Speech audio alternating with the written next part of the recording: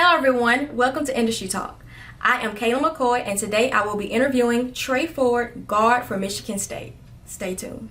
What's good, beautiful people? It's your main man, Big G, here on Industry Talk, and welcome to Primetime Pod, the hottest information resource outlet for all things entertainment, breaking news, celebrity interviews, and the hot topics of the day. Make sure to like, subscribe, and follow us on all social media platforms, our Facebook, Instagram, TikTok, Snapchat, you name it, we're on it. Just Google us. Boss Talk Podcast 101, Primetime. Okay. Shit. Prime time 5. Make sure you check it How why the fuck you think he missing? He say that. And second bill a whole lot. Now I'm not trying to get a little messy with you. Time is money. They go trap. It's Kaylan McCoy reporting live at Industry Talk. We have guard Trey Ford, who plays for Michigan State, here with us today.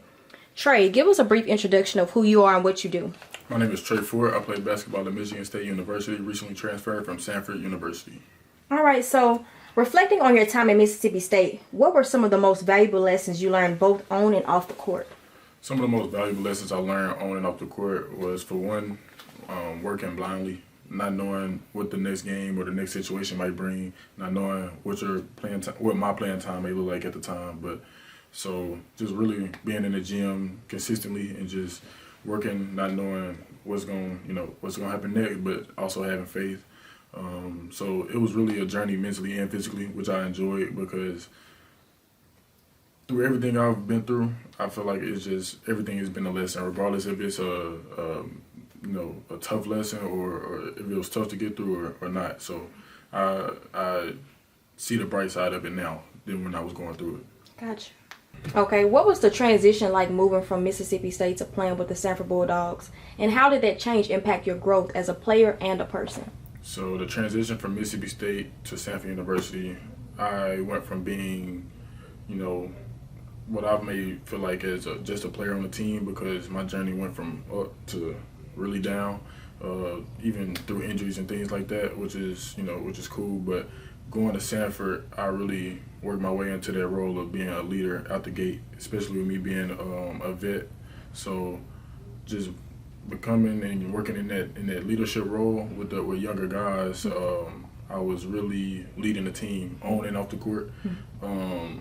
Like in the late games, the ball is gonna be in my hand. I'm gonna initiate things like that while also being like the coach's player on the court with some of the older guys that was on my team.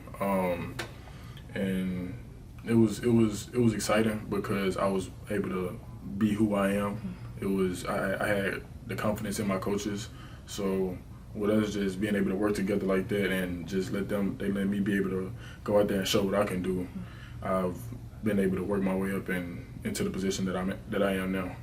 Awesome. So how did that translate personally on a self manner? It was a journey because through the ups and downs, you mentally it's challenging.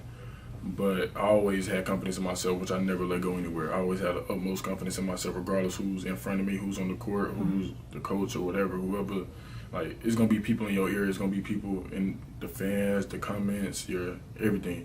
You can't let that get to you. So I never allowed that to get to me. And I got faith. So with my faith and everything, I can't be shook. So regardless, I was gonna work. During your time at Sanford, what were some defining moments that shaped your identity as a leader and athlete? So at Sanford, in that conference, we had a lot of close games, just a lot of tight games. You got good players. So within those games, it's countless games where I'm getting chased down blocks and things like that, even though I'm known as an offensive player, but you have to play both sides of the ball to be a great player. So when I'm getting chased down blocks at the end of games and I'm hitting game time shots and things like that, so that's what it takes to win. That's what it takes to be a leader, and just showing the other guys like you're him. Like, so when it comes down to it, you want the game to be in your hands, and that's what they allow me to do. Right. Can you walk us through your thought process and what ultimately led you to enter the transfer portal after your time with Sanford? After my time with Sanford, I knew what my goals were, and I wanted to pursue my dream. So I knew that although that is a great school, I would have to go somewhere with a lot more respect to achieve the things that I want to do. It's a good school, don't get me wrong, but the way the direction that basketball is going is going to be hard to make it out of certain places depending on what your goals are. And I know what I want to do, and I know that I need to be somewhere that's highly respected. So, going up there with Coach Izzo and Michigan State and those guys, they've been in, I believe, 27 consecutive March Madness tournaments. They won the Big Ten 2 years in a row right now. I believe it's 2. They are running their organization, and that's what I want to be a part of. That's what I want to contribute to. And I believe that we have a really good chance. I have a really good chance, and this is going to put me in the best situation possible. Got you. So, what attracted you most to Michigan State, and how do you see your role evolving within their basketball program?